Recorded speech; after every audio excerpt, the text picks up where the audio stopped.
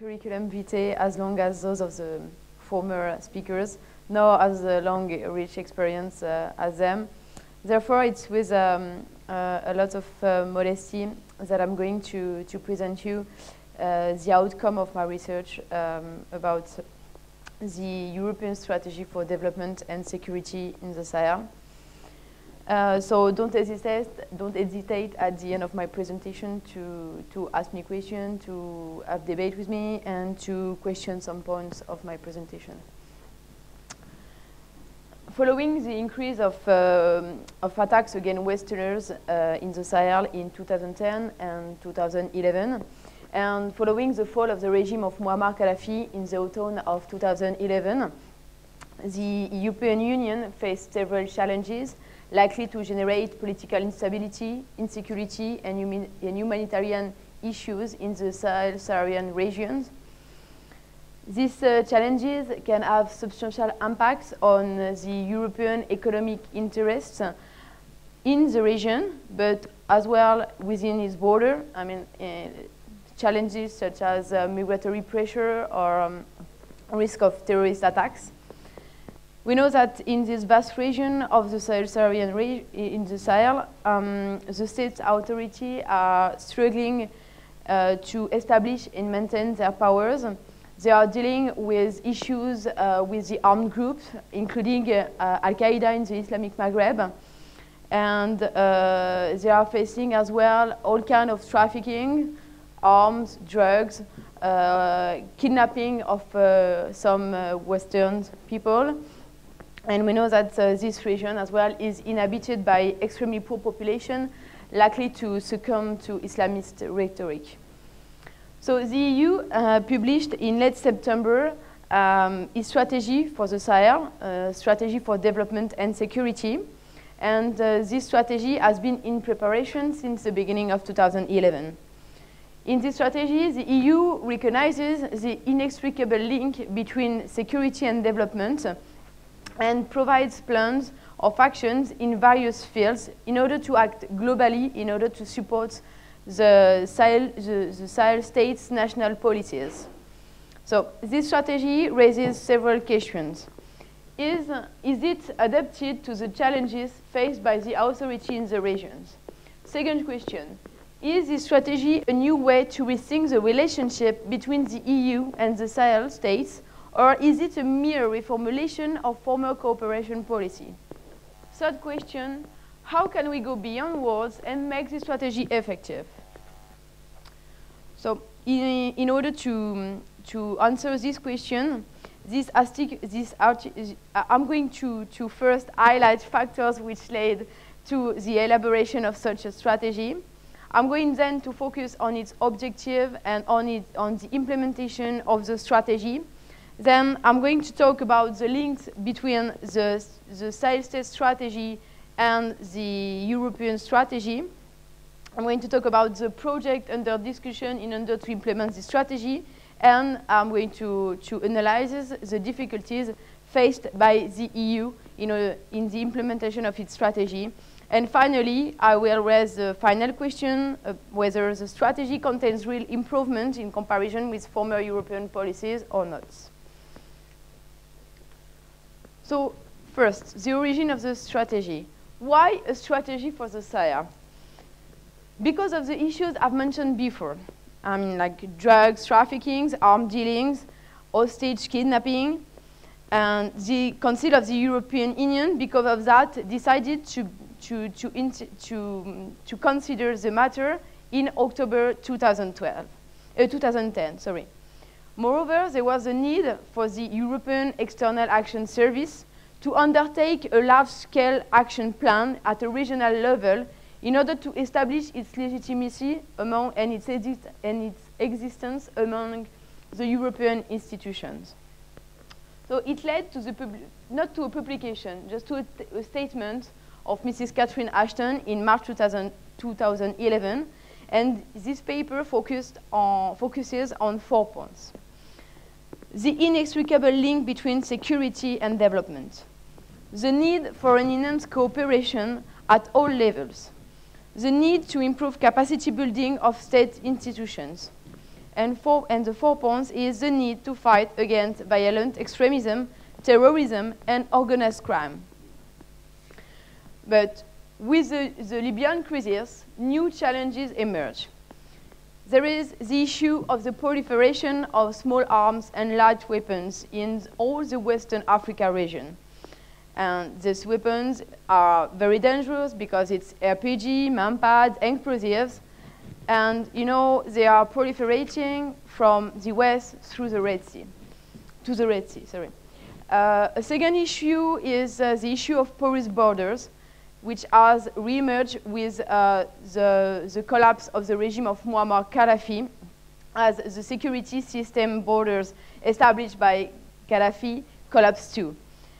Moreover, we know that the Libyan crisis generated a flow of pro-Gaddafi fighters, who are mercenaries and who are Tuareg coming from Mali and from Niger, and who return to their country with their weapons and with their equipment, and there is a fear of a renewed rebellion in this region. Another issue raised by the Libyan crisis is, you know, the fact that all these fighters, that we have to disarm all the fighters, both pro-Gaddafi and the insurgents, and we have to recover the weapons in circulation in the region. And the fourth issue, which is the main issue for the European Union, is the threatening of ACMI, Al-Qaeda in the Islamic Maghreb, because the Libyan crisis generated a boost in its arsenal. There is as well a fear of a creation of a terrorist arc in Africa, you know, with the links between Akim and Boko Haram in Nigeria, and as well the links between Akim and the Shebab in Somalia. We know that there is more and more popular support to Akim, because Akim in some very remote areas of the Sahel, like in the north of Mali or the north of Niger, is Akim provides social services to the population because the state is absent from this remote area. And more, there is a risk of threatening Akim with the recruitment of former pro-Gaddafi fighters. So the strategy was finally published in September 2011 after the difficulties to reach an agreement between all European member states were overcome. Indeed, we know that some European states are very jealous of their influence in the region, and they view the European will to play an important role in the region with a jaundiced eye. So now, how was the strategy conceived? The European Union, the European External Action Services, decided to undertake 4 common fact-finding missions. I mean, missions in which nationals from EU member states and nationals from the Sahel states regions are involved. So missions were conducted in Mali in July 2009, in Mauritania in November 2009, in Algeria in December 2009, and in Niger in June and July 2010. The civil society was not really involved in the conception of the Sahel strategy, it has now a very crucial role because it allowed to enhance local ownership, and because we know that in many remote areas, especially in northern Mali and in northern Niger, action needs the support of local actors in order to be fully implemented and fully accepted and fully implemented in this region. And we can take the example of the EU delegation in Mauritania. The EU delegation decided to hold a conference in Mauritania to collect the stakeholders' view on the strategy and to collect their proposals on how to deal with radicalization, modernization, and dialogue. And this was helpful for the External Action Service because he has no real experience on how to tackle with security issues.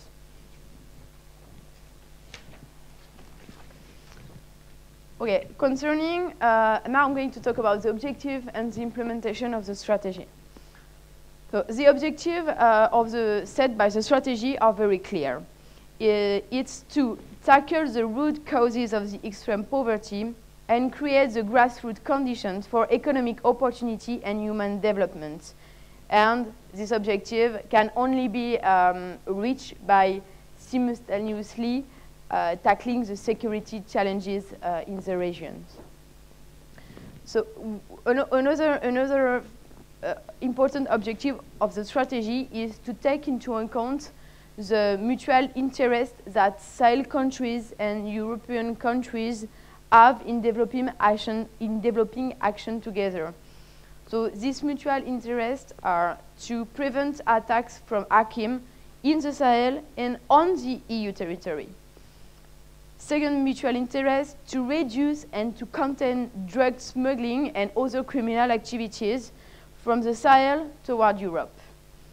Third objective, to protect their economic interests.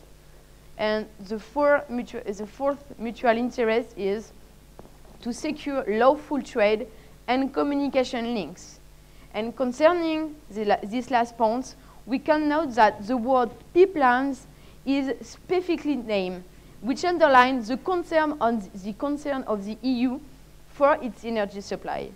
So with this mutual interest, we cannot ignore the fact that the mutual interests are clearly European interests. Concerning the objective, we can distinguish two short-term objectives, which are improving the access to basic services, I mean road infrastructure, health centers, schools, and another short-term objective is improving the relationship between local population and the state authorities, and of course reducing terrorist attacks and kidnapping in the Sahel. And we have the long-term objective, which are actually a consolidation of the consolidation of the short-term objective to achieve political stability, security, good governance, and to limit the capacities of AQIM. Concerning the strength of actions, the strategy focuses on 3 countries: Mali, Niger, Mauritania. But this strategy has been designed to be extended to other countries, first to Burkina Faso, and if the strategy is successful, it's planned to extend it to the whole Western African region. When the four Sahel ministers of foreign affairs traveled to Brussels in December 2011, they talked with the EEAS about extending. They talk about the second conference of Alger. I don't know if you know what is the conference of Alger. The first one was held in September. It was to deal at a multilateral level on security issues in the Sahel, following the fall of Muammar Gaddafi regime. And so there is a second conference of Alger, which is going to be held in February 2012, and to talk about the improvement in the field of security in the region. And so when the 4 Sahel Ministers of Foreign Affairs came to Brussels, they talk about a possible extension of the discussion to Morocco, Tunisia, Libya, and Nigeria in the fight against terrorism in the Sahel. So in the strategy, 4 strands of action are considered. It's development, good governance, and internal conflict resolution. Second strand of action concerns political and diplomatic actions. The third strand of actions focused on security and the rule of law. And the fourth strand of actions focused on actions in order to counter violent extremism and terrorism. How is this strategy going to be implemented? First of all, you have to remember that there is one mot d'ordre, like one motto in the strategy is that the EU strategy comes to support the national policies of the Sahel states. I mean that the strategy is not meant to create new policies. It's just here to come in support, you know? And so the policies actually are already designed, are already elaborated, and the EU is just here to support them with its instruments, and it's mainly financial instruments. It will be a coordinated policy at different levels. First, at the level of the European External Action Service. There is a task force Sahel which has been created, and which meets 2 or 3 times a month, and it's composed of the relevant service of the EEAs, the Nigerian desk, the Malian desk, and the Mauritanian desk, as well with the Algerian desk, because we know that Algeria is the leadership in the fight against terrorism in the region. The task force is composed as well by militaries and members of the Instrument of Stability, and of course, the EU counterterrorism coordinator, Gilles de Kerchove, is going to attend as well this important meeting. So the task force Sahel is an informal but a very important forum of discussion, because it allows the people in charge of the implementation of this strategy to meet and to talk about the improvement in the implementation of the strategy, but as well as it allows to talk about the difficulties they face, and they will try to resolve together these difficulties. On the field, there is the delegations. The EU delegations are in charge of development actions coordination, but they are not in charge of the security issues, about the security actions implementation, because it's not, it will be, the fight against terrorism will be coordinated by the defense attaché, and at an international level, this action will be coordinated by the Global Counterterrorism Forum, which was created in New York in September 2011. At the regional level, the coordination seems to be limited. So at a regional level, it will involve the ECOWAS, the Economic Community of West African States, and the African Union. Why am I saying that the coordination seems to be limited? It's because even though the strategy was welcomed by the ECOWAS, the External Action Services fear the lack of leadership in the Western Africa regions, and the lack of capabilities, not to mention a lack of political will. Concerning the African Union, an European mission is planned in Addis Ababa for the first quarter of 2012 in order to examine how to establish a coordination with the EU. The European support is, as I said before, is going to be materialized by financing. So this strategy is widely financed with 650 million euros on 3 years for 3 countries, and 80 to 90% of these 650 millions are financed by the 10th European Development Fund. And in March 2011, the EU decided to grant an additional support of 150 million euros for these 3 Sahel countries: 9 million for Mauritania, 50 million for Mali, and 91 million for Niger. And until the 11th European Development Fund is concluded, the conditionality of aid doesn't seem to apply to these 3 countries. It's an important point, because there was a declaration of Mrs. Ashton in the spring of 2011, which was reconsidering the aid to the North African countries. Now I'm going to focus on the articulation between the country strategy and the European strategy. So concerning the Mali strategy, it is focused on the insecurity issues in the northern regions of Timbuktu, Gao, and Kidal. The President, Amadou Toumani Touré, started a project in August 2011. The name of this project is the Special Program for Peace, Security, and Development. And actually, this program is conceived to fight against Hakim through a struggle against poverty. The first project consisted in the creation of security structures, health centers, schools, bank of cereals, infrastructure to meet the need in water and to promote development activities for women and the youth and their follow-up.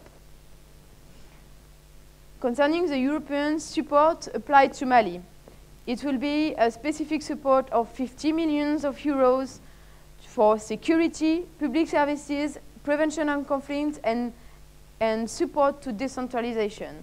And more, an agreement when the Development Commissioner, Mr. Piebalgs, visited Mali in November 2011, he added an aid of 12 million to strengthen the civil society, because, as I said before, one of the purposes of the strategy is local ownership and dialogue with the local population. They are key factors to allow the implementation of the strategy. Concerning the Nigerian strategy, it has been established quite late, in October 2011, to promote security and development in 6 of the 8 regions of the north of the country.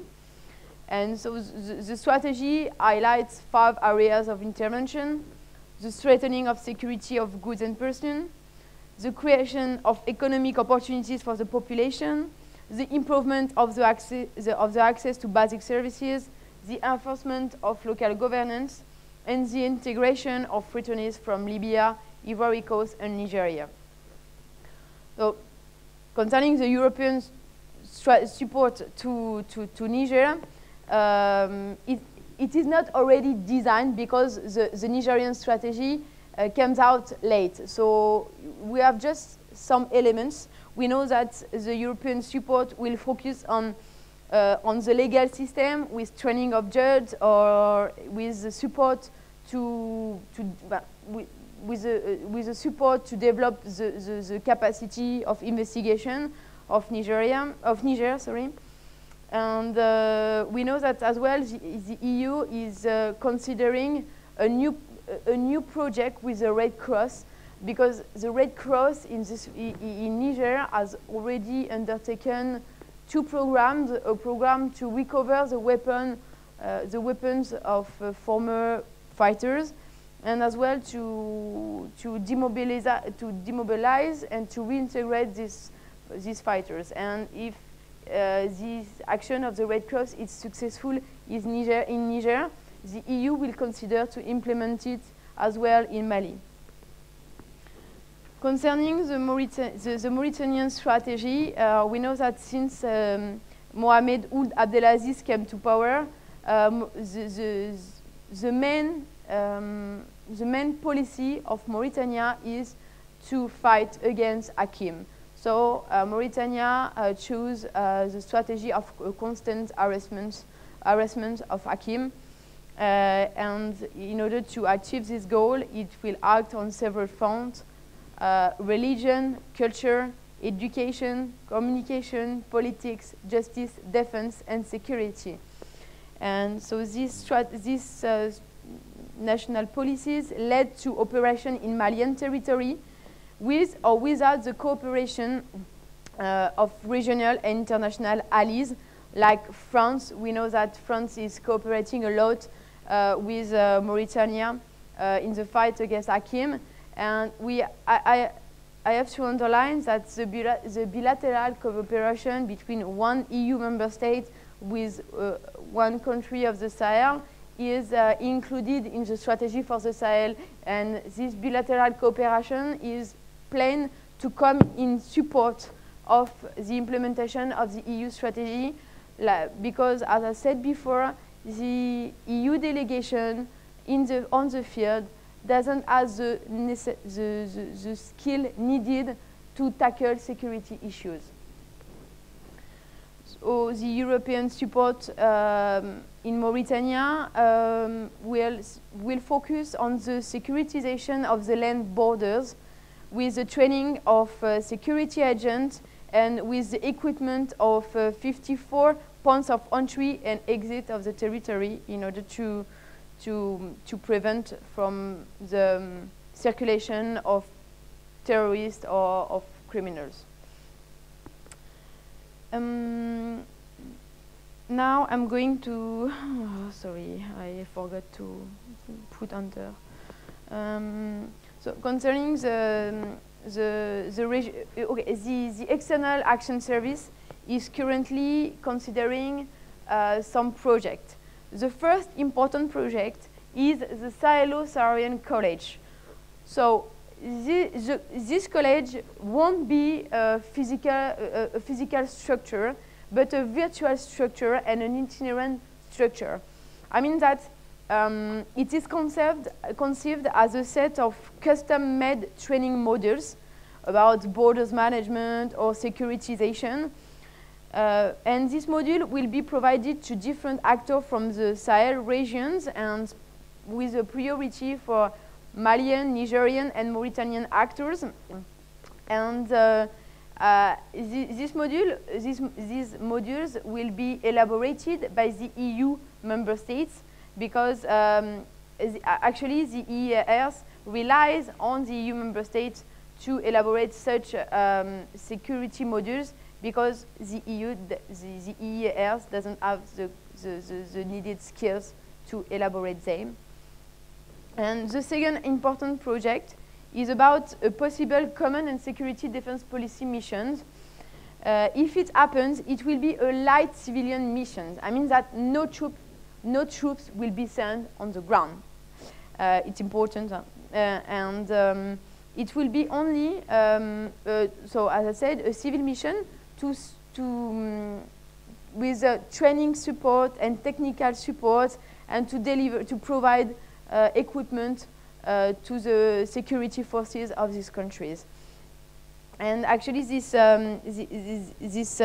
CSDP missions was discussed at the Political and Security Committee of the EU on December the 20th, and surprisingly it was very welcomed by the EU member states, and now the field is the file, sorry, is in the end of the cellule of crisis management in the EU in order to examine which state is going to intervene and the way they are going to intervene.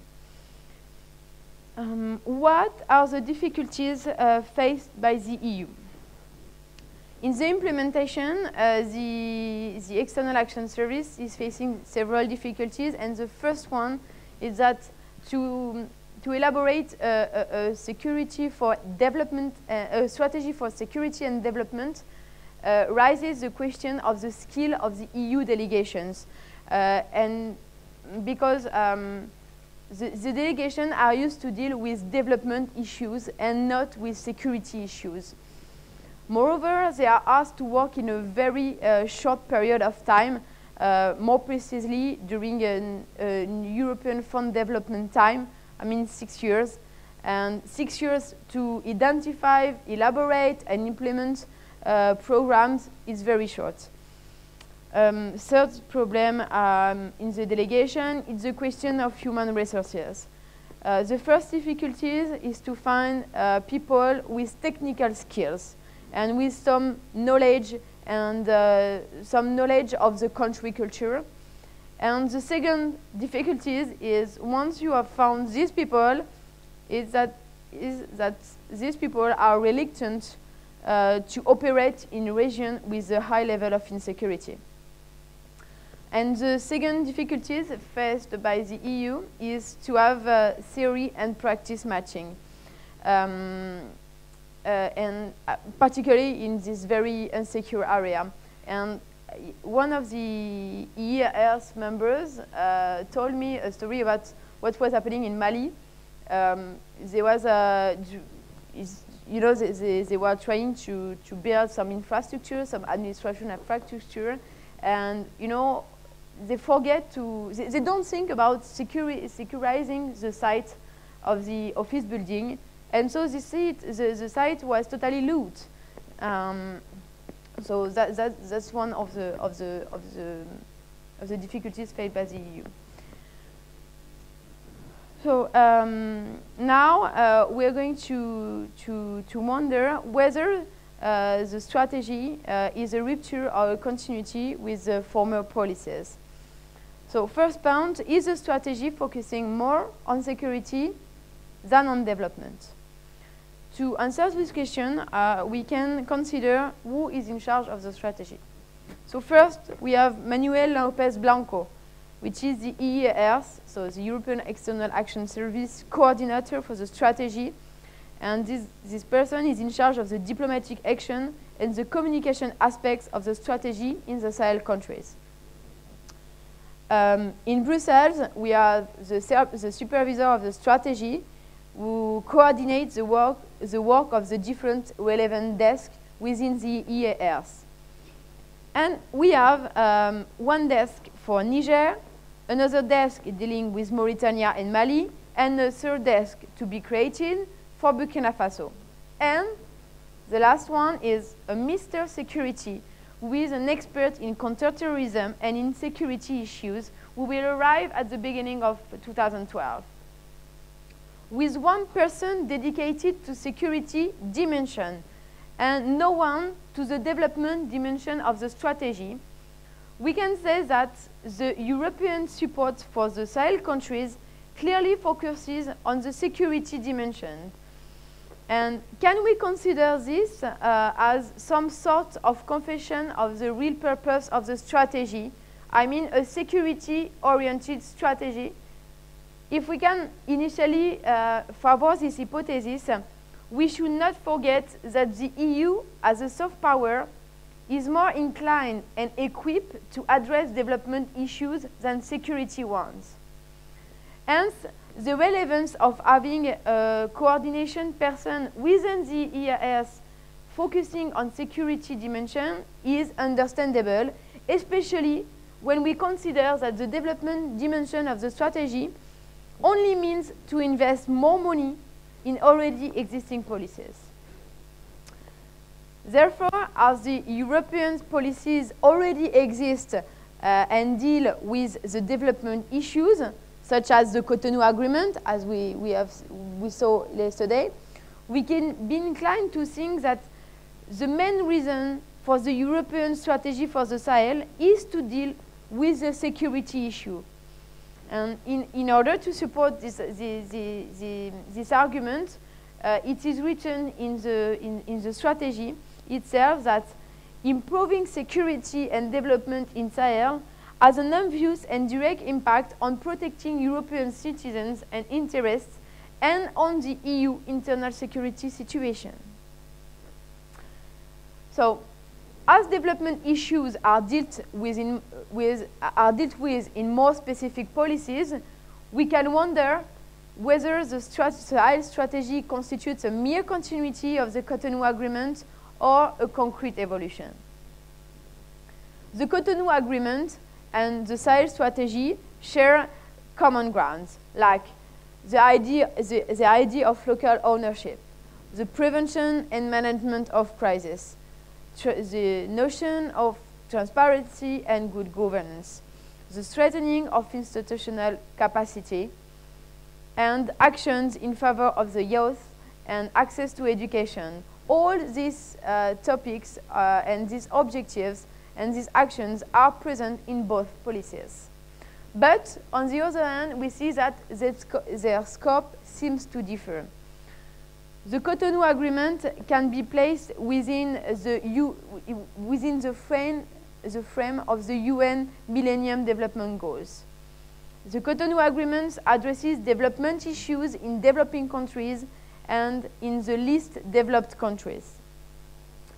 And the Cotonou Agreement only considers securities as an element of development activities, and the Cotonou Agreement restricts the meaning of security to the fight against weapons of mass destruction, terrorism, and illicit trafficking. So what we can say is that Cotonou is and will always be a project to promote the development in favor of poor countries. On the contrary, the Sahel strategy is a project less extensive in two ways. First, it focuses only on 3 countries, Mali, Niger, Mauritania. Secondly, as it addresses specific needs of each partner, it focuses on certain aspects of the MDG. In addition, as already we mentioned it, the notion of mutual interest stated in the strategy seemed more prone to answer the European priorities. So what we can say is that the Sahel strategy looks like a project designed by the EU, for its security, without, nonetheless, leaving aside development issues. But after analyzing the strategy, we can raise some doubts about its contents. First of all, there is no clear definition about what the Sahel is in the strategy. The EU tends to consider the Sahel issue from west to east, while it should be also considered as an issue from north to south, because of what's happening in Nigeria, for example, with Boko Haram, and as I've said before, because of the extension of its link with Akim in the Sahel region. And as well, so it should consider the issue from north to south because of Chad, because in Chad there is the extension of Akim activities, moreover, it's a pity that Chad is not included in the strategy, because it's one of the states with the most capacities to fight against terrorism. We should not forget that in September, Chad took the initiative to build with Niger, Nigeria, and Cameroon an alliance aimed to fight against Boko Haram, and this alliance met with success with the arrest of some leaders of Boko Haram. And this is a pity for EU not considering Chad, because as the strategy for the Sahel wants to come to support local initiative, in this alliance, with this alliance, the EU could have come to support military or with militarily or with training of forces, with the training of forces security, or with the equipment of forces security. The EU could have supported this alliance. Another reservation about the fact that the EEAS should have addressed the deep causes of the situation in the Sahel. As I mentioned before, there is a proliferation of small arms and light weapons. There are arms trafficking and drug smuggling, but actually these facts are consequences of deeper causes. And to identify these causes would allow a better understanding of the dynamics in the Sahel. And for instance, we should reflect on the living condition of the people in this region in 20 years' time, when the population will double and increase the pressure on the natural resources to a point of no return. So, 2 examples. We know that because of the desertification process, agriculture has been abandoned in favor of breeding. But even with breeding, people face difficulties to find pastures which will create conditions for land disputes. And breeders from Mali and from Niger who are going to Chad to find pastures now begin to go as far as the Central African Republic or to DRC.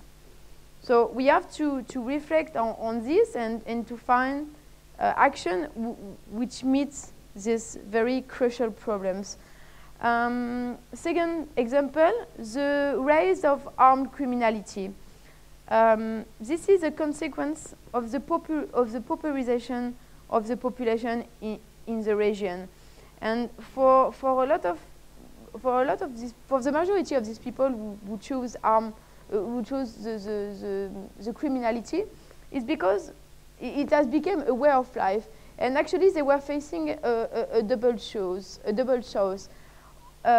Either they could have they have the choice between migrating toward urban centers, and you know, in urban centers they don't have jobs, so you know they still to be poor, or they have the choice to participate in attacks against all kinds of convoy in the Sahara region, and it's a way to get money and to survive actually. The third reservation is about the decentralization. If the strategy mentions the failure of the decentralization process in Mali, and in Niger, it does not address the core reasons of this failure.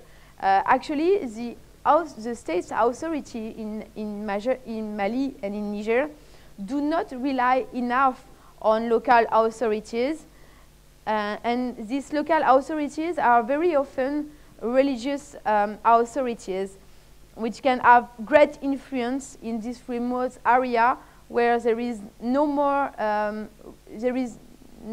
other reference than religion. And so we must acknowledge that the local administration can play an important role in resolving local conflict, and can in the future act as an intermediary between local population and the state authority in their implementation of national policy. As a conclusion, I will say that in spite of these reservations, we can say that the added value of this strategy for development and security in the Sahel is the realization of the fact that the EU cannot address development issues without addressing security issues, and vice versa. The second one, another improvement, is that for the first time, the EU is not acting as a proactive entity which proposes turnkey projects, but is acting like a promoter of activities which support national policies and encourage local ownership. And the third point is that this strategy for Mali, Niger, and Mauritania appears to be a test for its possible future extension to the whole Western Africa region. Well, thank you for your attention and your passion with my accent.